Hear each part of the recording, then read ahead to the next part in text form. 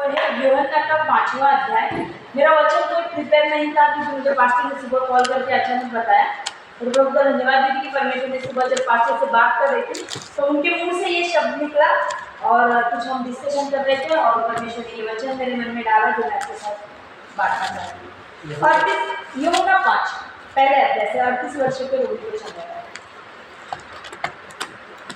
इन बातों के पश्चात यहूदियों का एक पर्व हुआ और यीशु यरूशलेम को गया। यरूशलेम में भेड़ फाटक के पास एक कुंड है जो इब्रानी भाषा में बेतसैदा कहता है। उसके 5 ओसारे हैं।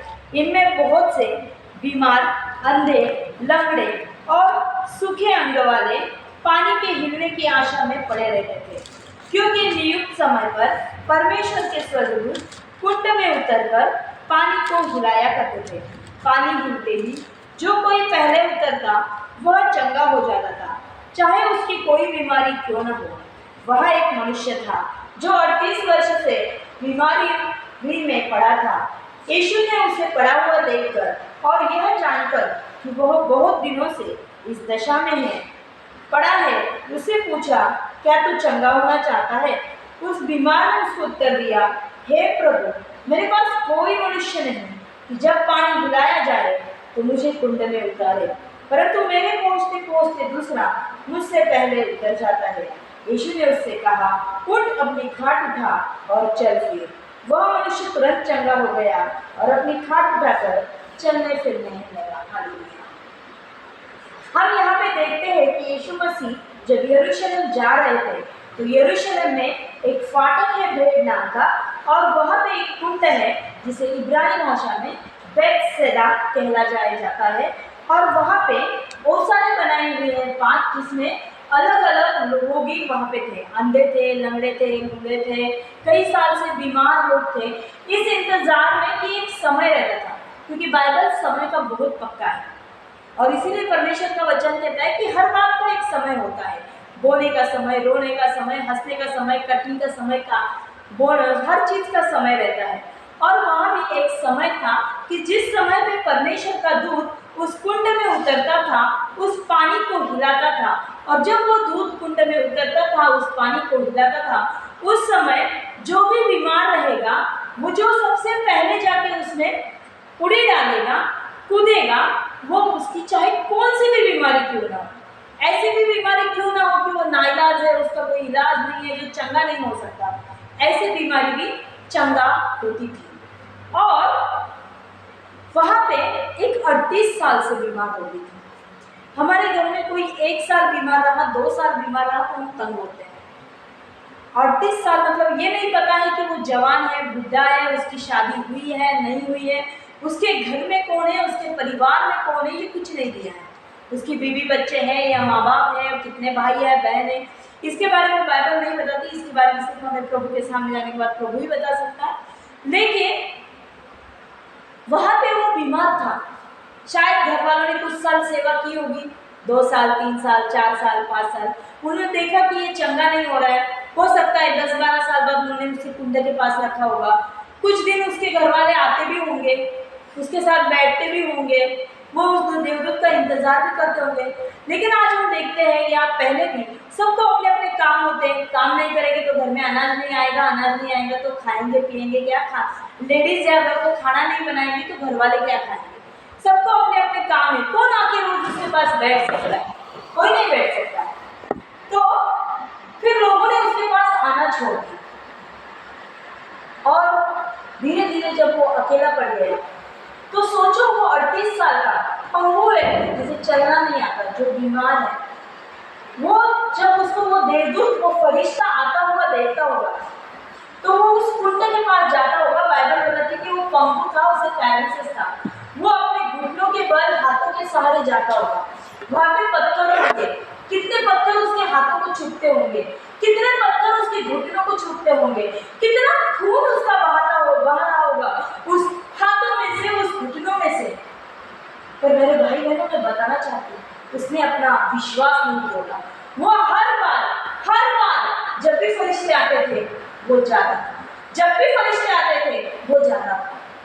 वो कभी नहीं रुका, वो हर समय जाता था। उसने अपने नहीं छोड़ी। हर बार उसको ऐसा लगता होगा कि अभी मैं जाऊंगा और कुत्ते में कूदूंगा और मुझे चंगाई मिलेगी, और उसी समय पीछे से कोई भागता हुआ आया होगा और उसने कूद गया होगा। कितना निराश हुआ होगा वो, कितना हताश हुआ होगा वो। हमारे जीवन में भी ऐसा होता है। कई बार हमारे काम नहीं होते, कई बार हम परमेश्वर से दुआ करते, प्रार्थना करते कि परमेश्वर मुझे मेरे फाइनेंशियल ब्लेस कर, मेरी आशीषें दे, परमेश्वर मुझे एक अच्छा जीवन साथी दे, परमेश्वर मुझे एक अच्छी सेवा दे, परमेश्वर मुझे चंगाई दे, लेकिन परमेश्वर हमें नहीं देता। कई बार परमेश्वर हमारी प्रार्थना देर से सुनता है।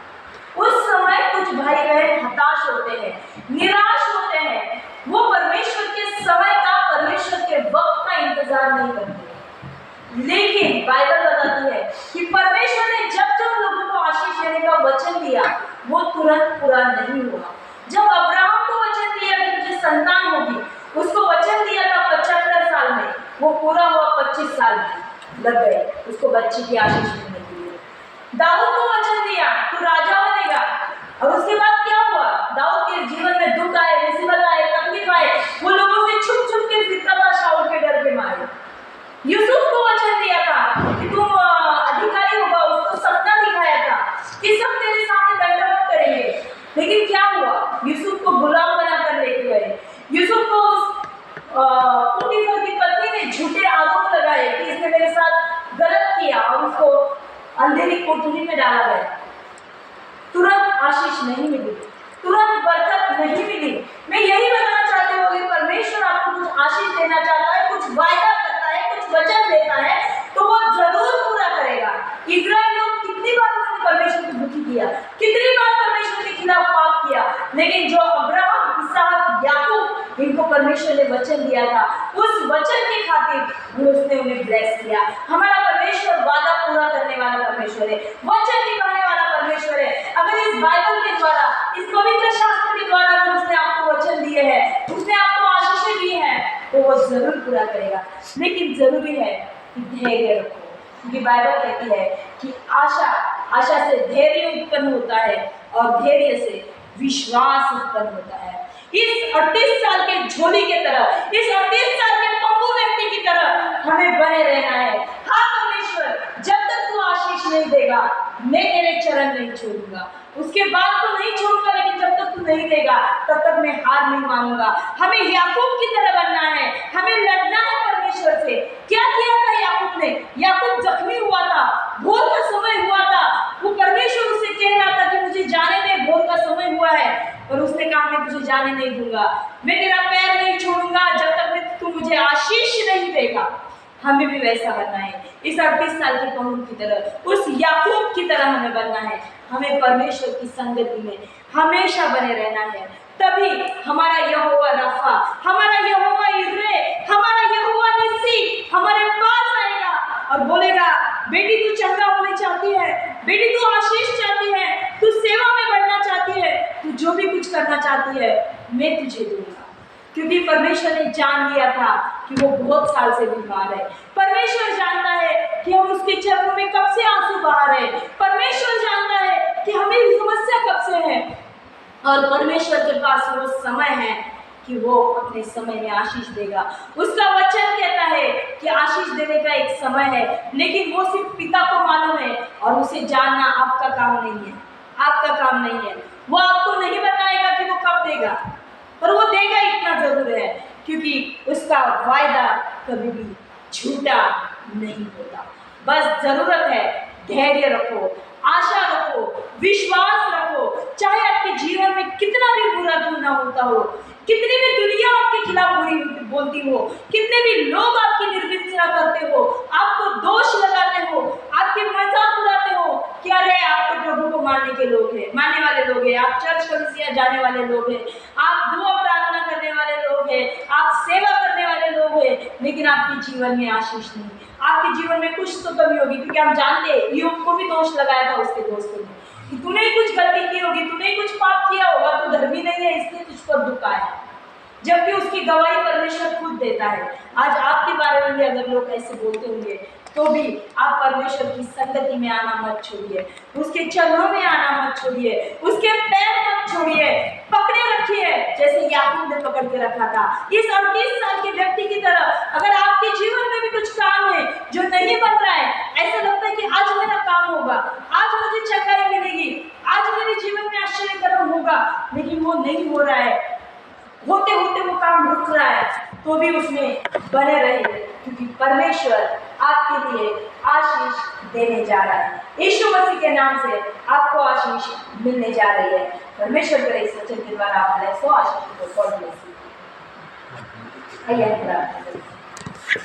हालेलुया हालेलुया, धन्यवाद धन्यवाद धन्यवाद धन्यवाद आपके इस सुंदर वचन के लिए धन्यवाद परमेश्वर पिता। हाँ परमेश्वर पिता, उस 38 साल के बीमार के द्वारा तूने हमें दिखाया परमेश्वर पिता, हमें चलाया परमेश्वर पिता। परमेश्वर पिता हाँ, हमें वो धैर्य दे, हमें वो विश्वास दे, हमें वो आशा दे जो याकूब को था, जो अब्राहम को था, जो दावीद को था, जो यूसुफ को था, और जो इस 38 साल के पंगु व्यक्ति में था। बने रहने दे परमेश्वर पिता, नहीं छोड़ेंगे हम तेरा चरण, नहीं छोड़ेंगे परमेश्वर पिता। और परमेश्वर पिता तू भी हमारा हाथ थामे रहे, ताकि कभी तेरा हाथ ना हमारे हाथ से छूटे परमेश्वर पिता। क्योंकि अगर हम तेरा हाथ पकड़ते हैं तो परमेश्वर पिता हो सकता है कि हमारा हाथ छूट जाए, लेकिन अगर तू हमारा हाथ पकड़ता है परमेश्वर पिता तो वो हाथ कभी नहीं छूटेगा, कभी नहीं छूटेगा।